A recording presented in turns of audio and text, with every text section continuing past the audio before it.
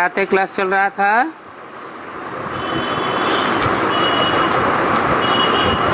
पंद्रह 8 63 तीसरे पेज के मध्य में बात चल रही थी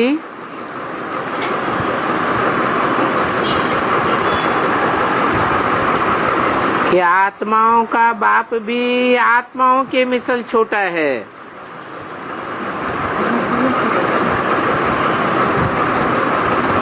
और स्टार ही है।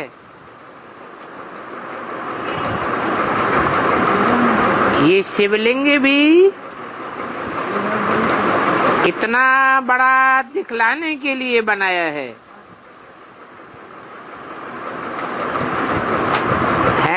तो वो भी छोटा। भी क्यों लगा दिया?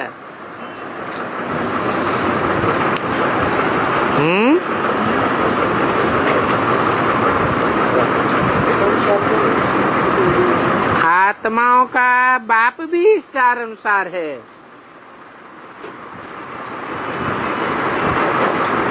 आत्मा भी स्टार है और शिवलिंग भी इतना बड़ा दिखाने के लिए बनाई दिया है वो भी छोटा जैसी आत्मा है।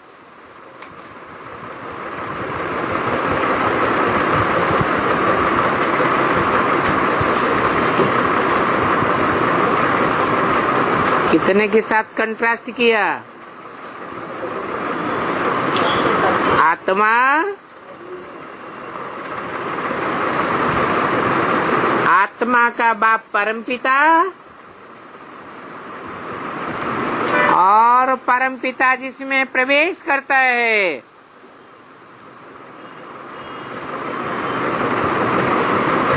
जिसको बोला शिवलिंग, वो भी स्टार मिसल है। शरीर में आत्मा प्रवेश करती है तो पता थोड़ा ही पड़ता है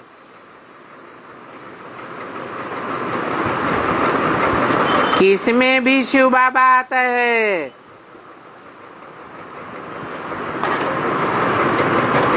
पता तब पड़ता है जब नॉलेज देते हैं।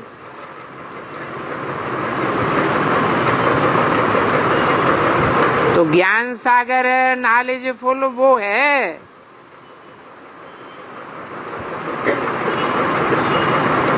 वो भी है परमपिता परमात्मा।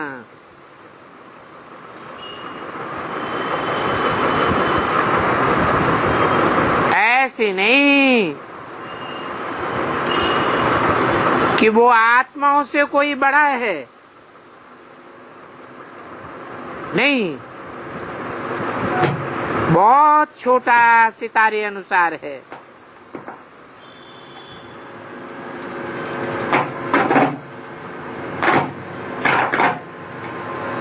हम चित्र भी इतना बनाते हैं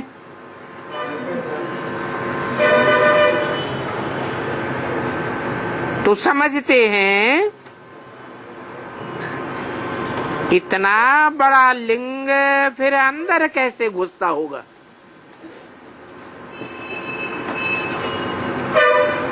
परंतु वो तो बिंदी मिसल है।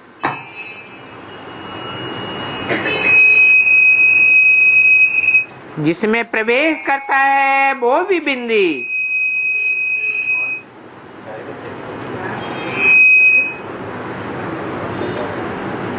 तो जाने अनजाने में समझते हैं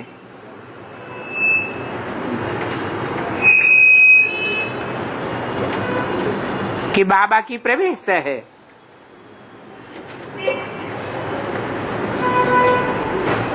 पहले बच्चों को महसूसता होती थी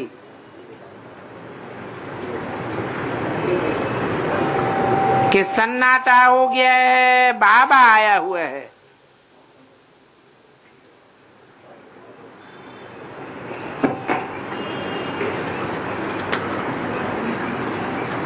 तो जो आज में हुआ तो फिर अंत में भी ऐसे ही होगा। क्या? जब बाप आवेंगे तो सन्नाटा हो जाएगा।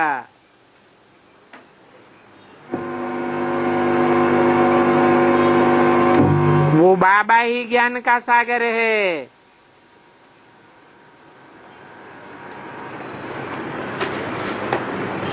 ये ज्ञान दूसरा कोई कभी दे ही नहीं सकता।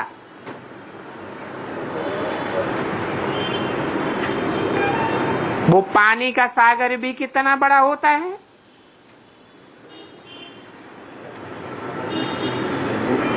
ये फिर है छोटी सी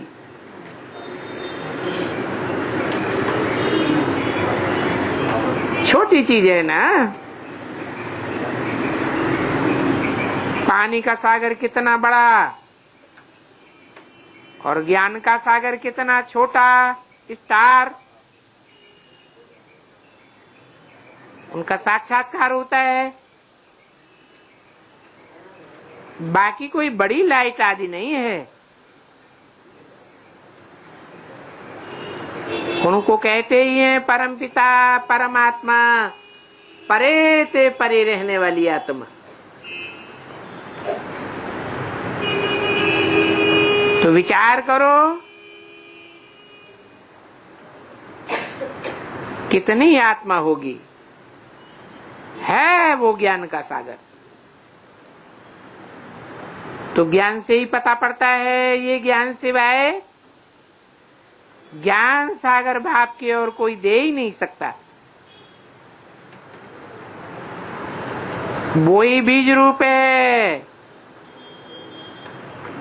वो ही सत्य है, चैतन्य है।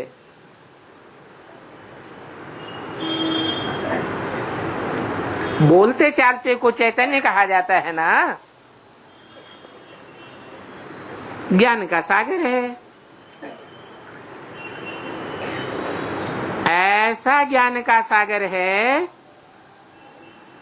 जो सारा समंदर स्याही बनाओ और सारी दुनिया के झाड़ की कलम बनाओ तो भी पूरा न हो।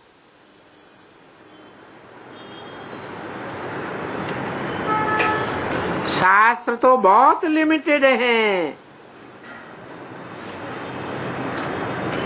और यहाँ तो शास्त्रों की बात ही नहीं। तुम जानते हो ये ज्ञान तो बाप आकर के सुनाते हैं। दूसरा कोई भी मनुष्य ऐसे सुनाए नहीं सकता। वो गुरु लोग कुछ भी सुनावेंगे तो शास्त्रों को पढ़ करके याद करके सुनावेंगे। और ये तो कहते हैं कि मैं आकर के सभी वेदों शास्त्रों का सार समझाता हूं।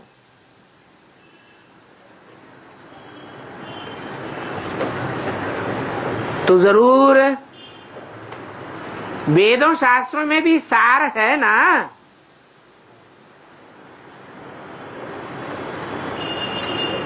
आत्मा ये ज्ञान देती है आर्गन्स द्वारा,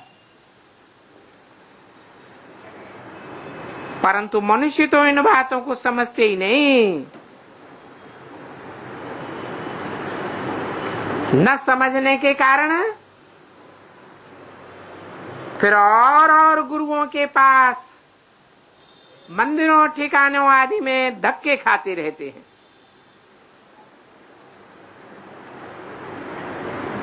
वो है ही उनका भक्ति मार्ग।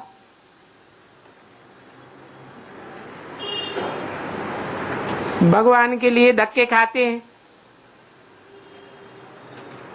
अभी भगवान तो है रचयिता। रचयिता बाप जरूर नई सृष्टि रचेगा। उस नई सृष्टि को स्वर्ग कहा जाता है। वहां नई सृष्टि में लक्ष्मी नारायण का राज्य है।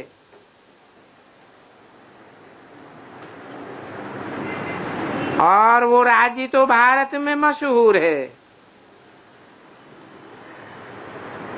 जरूर उन लक्ष्मी नारायण को बाप से वर्षा मिला होगा। और कैसे मिला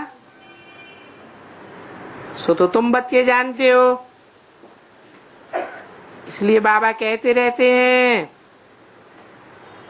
कि लक्ष्मी नारायण का चित्र उठाए करके समझाओ कि इन्हों को ये राज्य किसने दिया।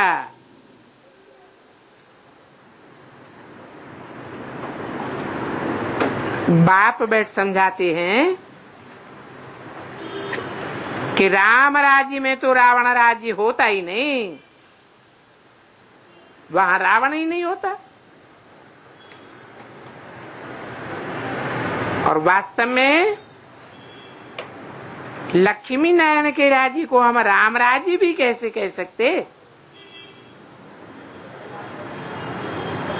राम यदि शिव बाबा को कहें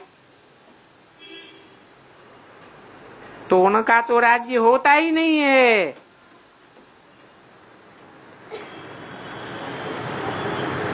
तो देखो शास्त्रों में कितने घोटाले कर दिए हैं।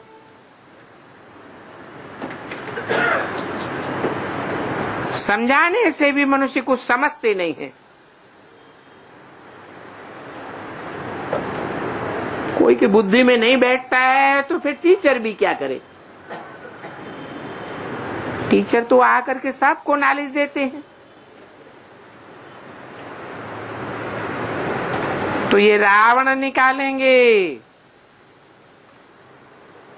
तुम पूछ सकते हो पहला शत्रु कौन है और ये कब से हुआ।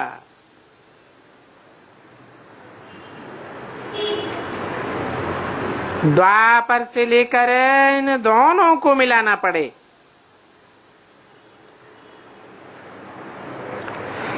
दोनों ही फिर रावण का बुत बनाए जलाते हैं।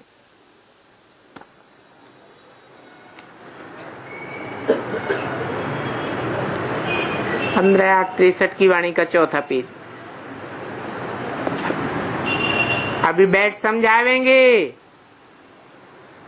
तो वो लोग समझेंगे कि ये तो हमारी इंसल्ट करते हैं, परंतु इसमें इंसल्ट की तो बात ही नहीं है, क्योंकि ये तो भगवान बैठ समझाते हैं। और कोई नेशन में ऐसे बैठ नहीं करते हैं।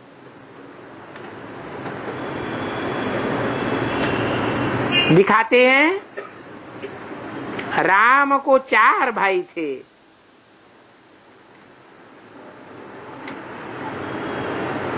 दशरथ बाप था।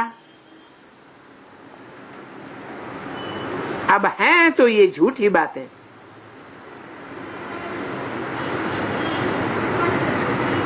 चार भाई तो वहां होते ही नहीं।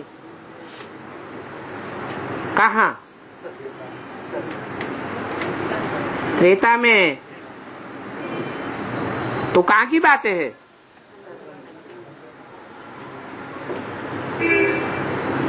दशरथ कौन हुआ?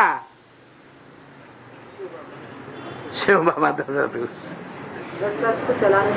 रथ माने शरीर। झाड़ के चित्र में जो जड़ों पर बैठे हुए हैं 8 और 2 बीच में, तो टोटल कितने रथ हुए? 10 रथ हुए। ये 10 आत्माएं जब ज्ञान में आ जाती हैं तब राम वाली आत्मा ज्ञान में आती है। तो पालना लेने वाला हुआ ना, वो पालना देने वाले बाप हुए।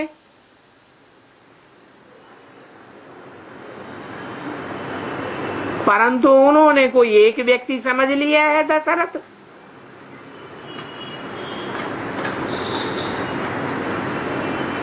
शास्त्रों में तो काम के आधार पर नाम दिए हैं। एक रथ की बात नहीं है, एक रथवान की बात नहीं है। ये रथ शरीर को कहा जाता है।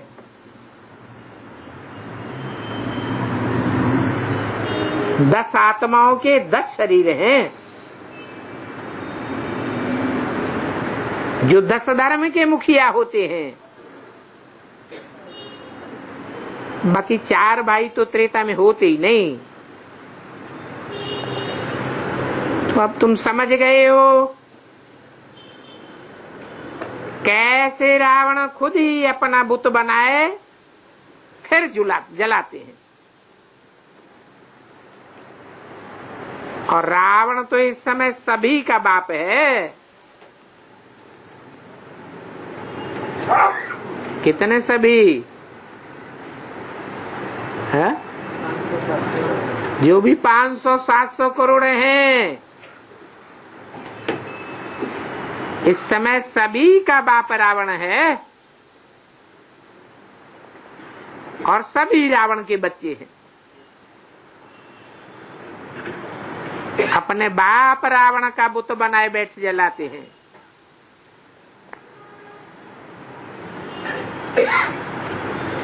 समझते हैं?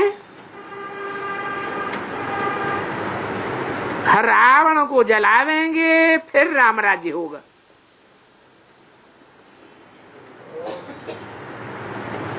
वर्ष वर्ष जलाते हैं फिर राम राज्य होता है क्या? तो रावण को जलाने से कोई राम राज्य तो होता नहीं। समझते हैं रावण हमारा दुश्मन है, परंतु है तो खुद रावण।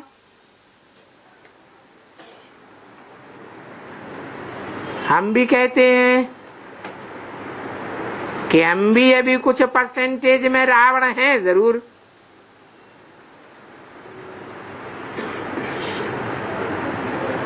पहला दुश्मन है देह अभिमान। तो जब तक ये देह अभिमान गया नहीं है, दुश्मन को जीत नहीं सकते हैं। पहले तो सभी भूलना पड़ता है।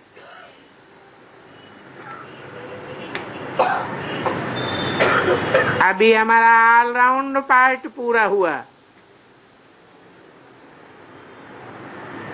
अब हमको जाना है। अब ये नाटक पूरा हुआ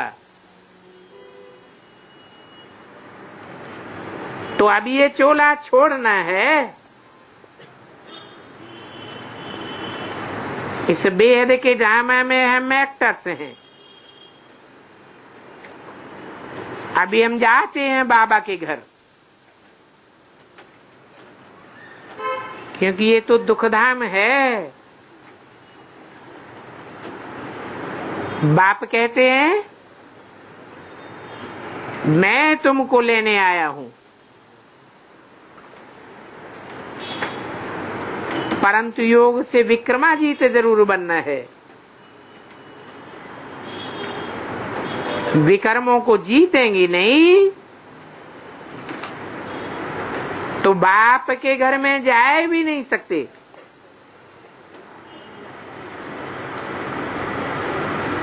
छी आत्मा वहां आ नहीं सकती। मेरे साथ योग लगाते रहो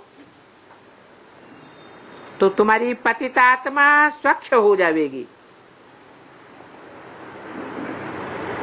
फिर तुम हमारे पास चले आवेंगे।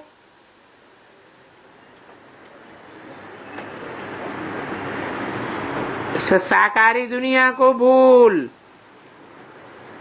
निराकारी दुनिया, बाप का घर याद करना पड़ता है। सत्युग में तो जानते हैं कि हम एक शरीर छोड़ दूसरा लेते हैं।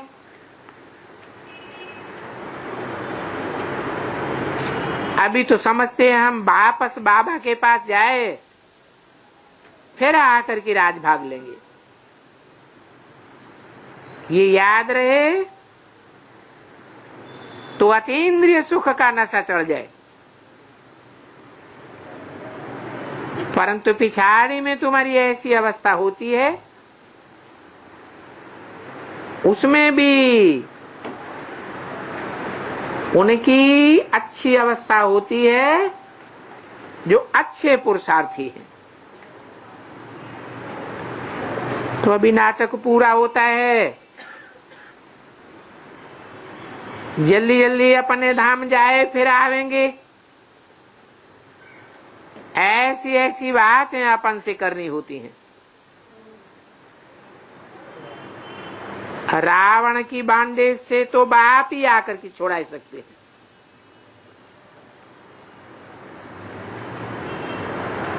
अगर हाथ छोड़ा बाप का तो रावण के रावण ही रह जाएंगे। फिर पुरुषार्थ बंद हो जाएगा।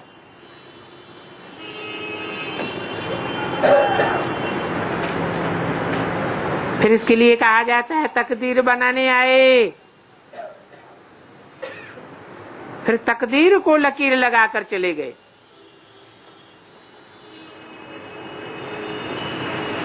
तुम खुद भी जानते हो कि झट माया नाक से पकड़ती है।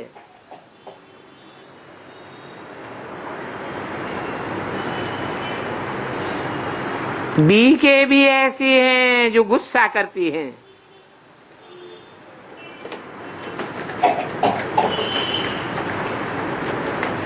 बीके याद का कारण नहीं निकाल सकते हैं।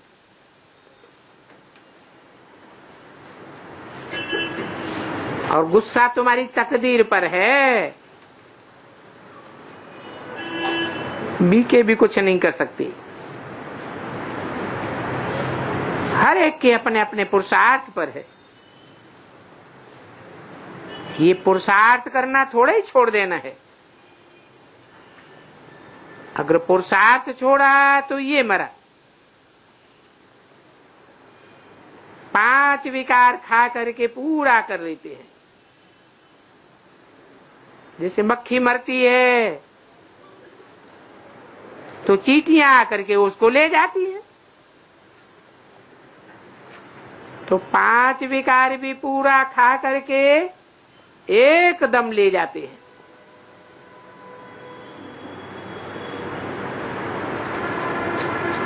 ऐसों के लिए फिर वैकुंठ घर खलास हो जाता है।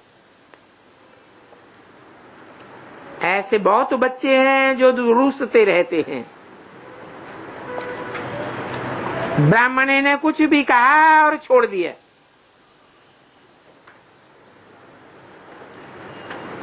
उनकी जो आबादी होनी थी सो अपनी बर्बादी कर दी। माया अच्छी तरह से पकड़ लेती है। तो यहां से मरा तो खेल खत्म हो जाता है। बाबा कहते हैं इसको राहु की दशा बैठती है वो तो एकदम मर जाते हैं। तो किसको राहु की दशा, किसको शनिचर की दशा। जिनके ऊपर बृहस्पति की दशा होगी वो तो खूब सर्विस करता रहेगा। सर्विस भी करता रहेगा और विचार सागर मंथन भी करता रहेगा।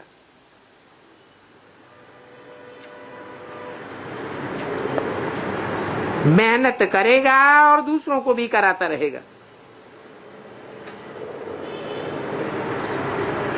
ऐसों को समझो कि अविनाशी बृहस्पति की दशा बैठी है। अगर नहीं तो फिर अविनाशी राहु की दशा हो जाती है। फिर तो ऊंचे पद पाए नहीं सकेंगे। तो पुरुषार्थ करके बृहस्पति की दशा बिठानी चाहिए। बाप की सर्विस लेनी है और करनी चाहिए।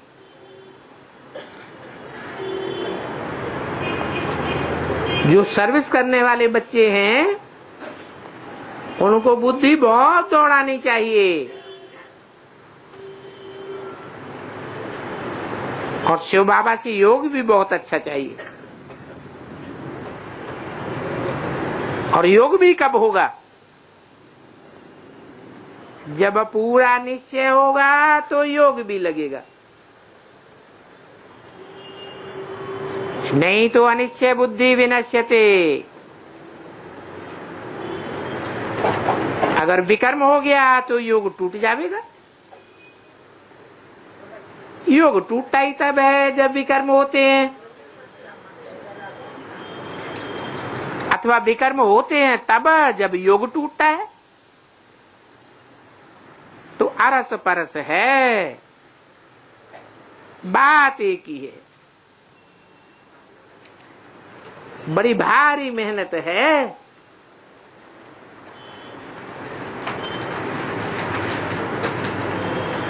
अब ये गीत चला है, हमने जाना हमने पाया शिव भोला भगवान।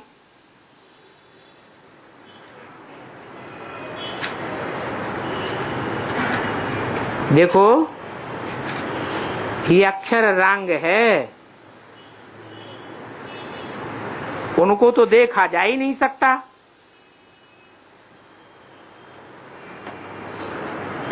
नहीं तो फिर कहेंगे हम देखा नहीं है, तो कैसे कहें कि हमने पाया है?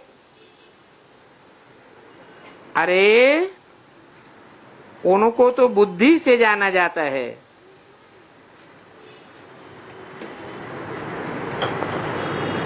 इनकी बात नहीं है, किनकी?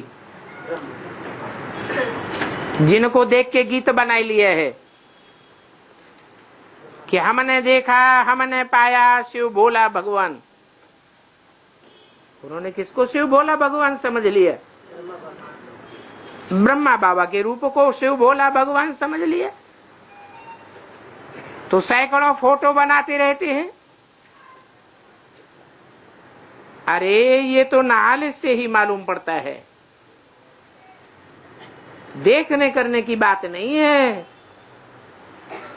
ज्ञान का सागर है ना, उसमें नॉलेज है तो ब्लिस भी है।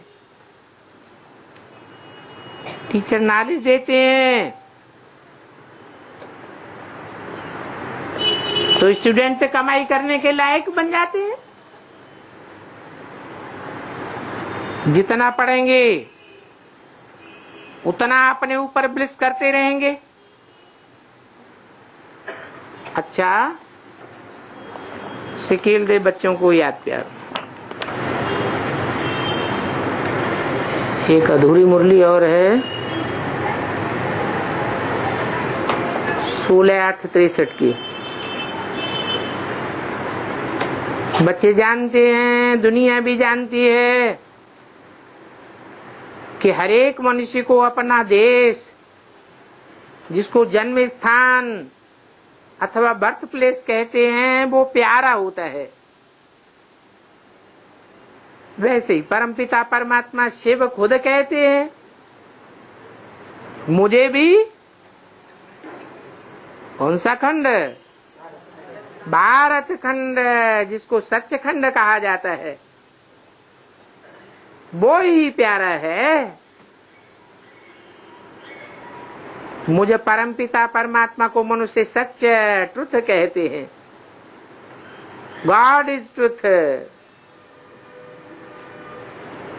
बाकी भी मनुष्य जो मात्र कथाएं सुनाते हैं, उनको शास्त्रों की कथा कहा जाता है। और उनकी अनेक प्रकार की कथाएं हैं। बाप भी कहते हैं जो भी कथाएं सुनाते हैं वो सभी झूठी है, और हम जो सुनाता हूं वो सत्य है। उसको कहते हैं सत्यनारायण की कथा, व तीजरी की कथा, या अमरनाथ की कथा।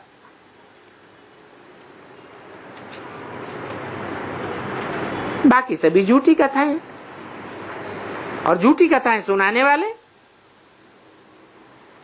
ये कथाएं सभी सुनते सुनते झूठी माया, झूठी काया, झूठा सारा संसार बन गया। और सभी से बड़ा झूठ है ईश्वर को सर्वव्यापी मानना। ये सभी से कड़ी गंदी कथा सुनाना है। पूछा जाता है ईश्वर कहाँ है, तो कह देते पत्थर भीतर सभी में है। बाप समझाते हैं इन जैसा झूठा तो कोई है ही नहीं। ये मनुष्य बड़ा झूठ बोलते हैं और दुनिया में सभी से बड़े झूठ बोलने वाले हैं ये विद्वान आचार्य महामंडलेश्वर, जो भारत की गवर्नमेंट के भी गुरु बन बैठे हैं। जो कुछ कहते हैं साफ झूठ, 100% झूठ। और 100% झूठ होने से 100% दुखी कौड़ी तुल्य बन गए। बाप आकर सत्य बात बतलाते हैं। कल्प कल्प जिन्हों को हम सुनाते हैं वो ही आकर के सुनते हैं। इस ड्रामा में पार्ट ही उन्हों का है जिन्होंने कल्प कल्प आकर सत्यनारायण बनने की कथा सुनी है। तुम जानते हो ऊंचे ऊंचे भगवान तो एक ही है। मनुष्य को तो ऊंचे ऊंचे नहीं कहा जा सकता।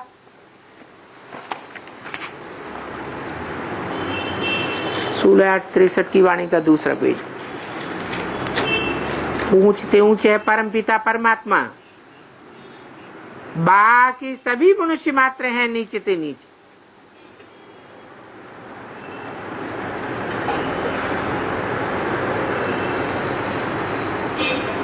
अगर कहें ऊंचे ते ऊंचे परम पिता शिव तो चलेगा? नहीं। क्यों? दुनिया में शिव तो बिंदी का नाम है, निराकार का नाम है। उसके ऊंच और नीच होने की बात नहीं है। जब वो परम पाटधारी हीरो पाटधारी में प्रवेश करते हैं तो कहा जाता है ऊंचे ते ऊंचे। उनकी भेंट में सभी मनुष्य मात्र नीचे से नीचे, पत्थर बुद्धि, पतित। अभी तुम तो बाप के सामने बैठे हो तो तुमको नशा चढ़ता है,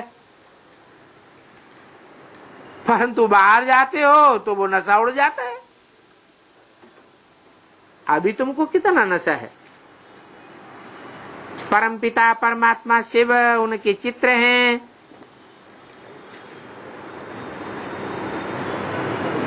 चित्र निराकार का बनाया जाता है, बिंदी का बनता है या साकार का बनता है,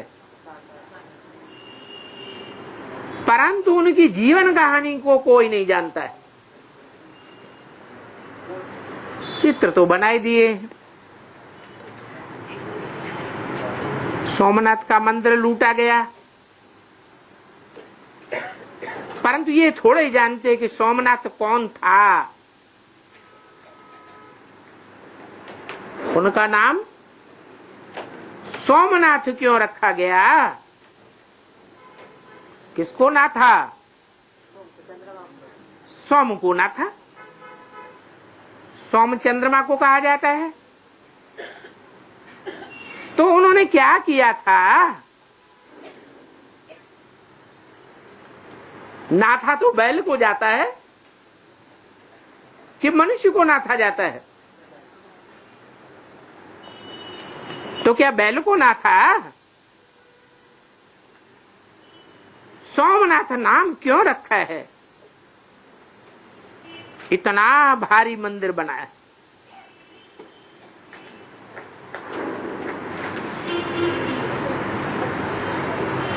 ये बुद्ध जरूर कुछ कर्तव्य करके गए हैं, तब तो उनका यादगार बना है।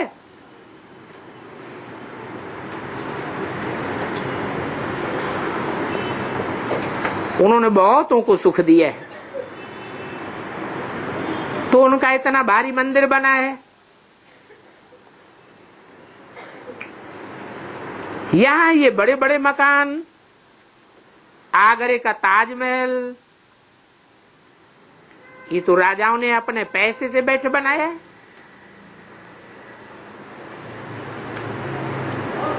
ये तो परमपिता परमात्मा सबसे ऊंचे है। मनुष्य सृष्टि में फिर लक्ष्मी नारायण पवित्र से पवित्र नंबर 1 है। उन्हों की भी महिमा है, क्योंकि वो भारत में सर्वगुण संपन्न संपूर्ण निर्विकारी होकर के गए हैं। इतनी महिमा दुनिया में और कोई की नहीं हो सकती। मनुष्य तो बिल्कुल ही बेसमझ हैं। सिर्फ कहेंगे भारत के प्राचीन गॉड गॉडेज हैं, तो तुम तो सभी की जीवन कहानी बता सकते हो।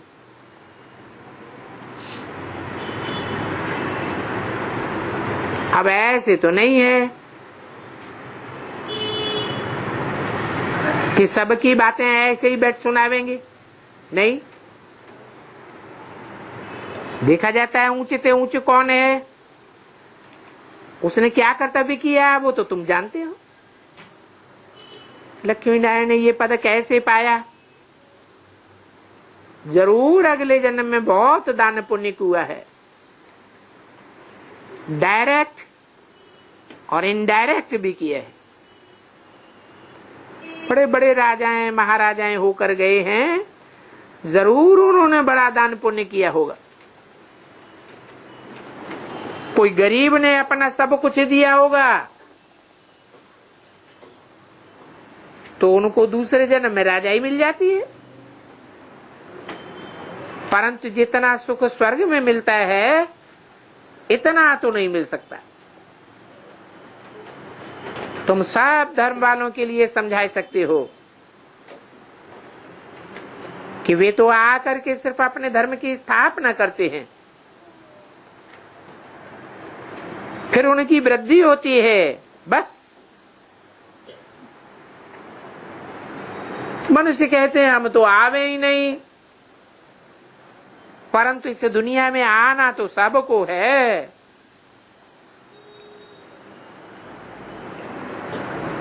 उसमें भी ये बेहद का बाप तो आकर सारी दुनिया को सुख देते हैं।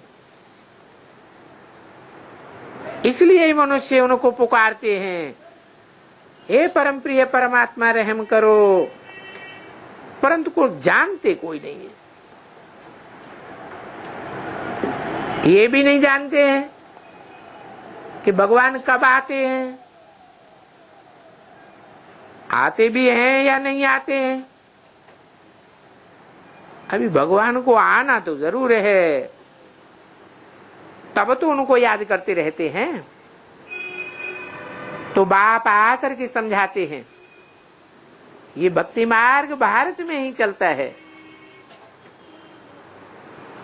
भक्ति में कभी भी स्थायी सुख नहीं मिल सकता। बल सुखी तो बहुत होते हैं, तो भी कारण या कारण कोई रोग हो जाएगा, रंक बन जाएंगे। इन सन्यासियों के लिए तो है ही कौन। जो मरेंगे तो उनको दुख आदि होगा। वो तो जंगलों में जाकर के योग में रहते हैं। बल उनका यथार्थ योग है, तो भी उस यथार्थ योग का उनको फल तो जरूर मिलता होगा। और ये सन्यासी भी कितने हैं, शास्त्रों की कथा आदि सुनाते रहते हैं, जन्म मरण में आते रहते हैं। सूक्ष्म वतन ब्रह्मा विष्णु शंकर का होता है, ये तो कोई नहीं जानते। बल गायन करते हैं, ब्रह्मा द्वारा स्थापना, विष्णु द्वारा पालना, शंकर द्वारा विनाश। परंतु कब होता है, कैसे होता है, कौन इन्हों से कराते हैं, वो कुछ भी नहीं जानते। इसको कहते हैं बुद्धि का घोर अंधियारा। बाबा मम्मा बच्चे सब के सब घोर अंधियारे में थे। तो ये रात दिन का अंतर है। जरूर जो बुजुर्ग अनुभवी होगा वो ही बता सकेगा। छोटे बच्चे तो अनुभवी नहीं हो सकते, कृष्ण को अनुभवी नहीं कहेंगे, वो क्या जाने। तो बाप समझाते हैं मैं ही नॉलेजफुल हूं, मैं सारी दुनिया को जानता हूं, कैसे कैसे सब आते हैं और कौन कौन कब आते हैं, आकर के सारी सृष्टि के आदि मध्य अंत का पूरा समाचार देता हूं।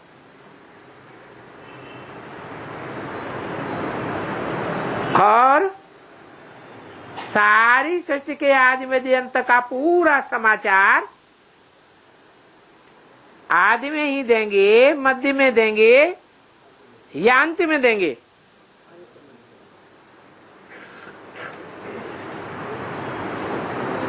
अंत तक का पूरा समाचार तो जरूर अंत में ही आकर के देंगे।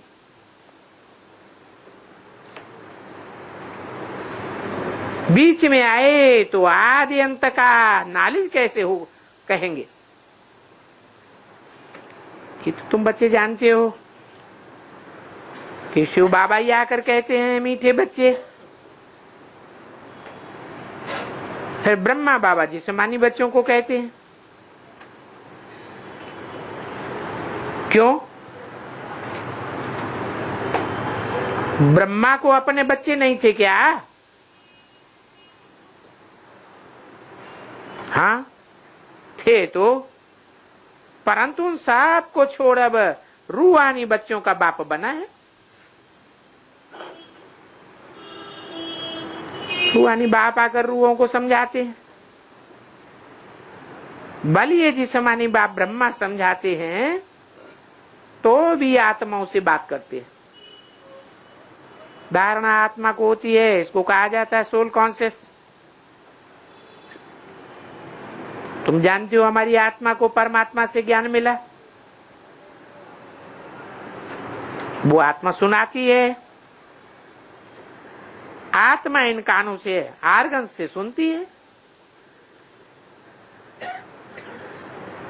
आत्मा बुद्धि योग लगाए के सुनती है, परंतु बहुतों की बुद्धि भटकती रहती है। भक्ति मार्ग में भी बुद्धि योग और की तरफ चला जाता है, तो देह अभिमान आने से बुद्धि भटकती है। अगर देह अभिमानी होकर के रहे तो बुद्धि कहां भी जावेगी नहीं। क्या कारण है कि देही अभिमानी होने से बुद्धि इधर उधर नहीं जावेगी? है? अरे देही आत्मा को कहा जाता है, आत्मा स्टार है। स्टार तो सीमित जगह में है ना। अपन को स्टार समझेंगे, देही अभिमानी रहेंगे तो बुद्धि इधर उधर कैसे जावेगी? देह समझेंगे तो देह के संबंधी भी याद आवेंगे, देह के पदार्थ भी याद आवेंगे, ये सारी देह की दुनिया याद आवेगी। तो देहभान आने से ही बुद्धि भटकती है। निराकारी धाम में तो देह है ही नहीं, अभी वहां सबको जाना ही है। जब देह अभिमानी बनते हैं तो ये दुनिया, मित्र संबंधी आदि सब याद आते रहते हैं। देही अभिमानी होने से सिर्फ आत्मा की ही याद आती है। अच्छा, ओम शांति।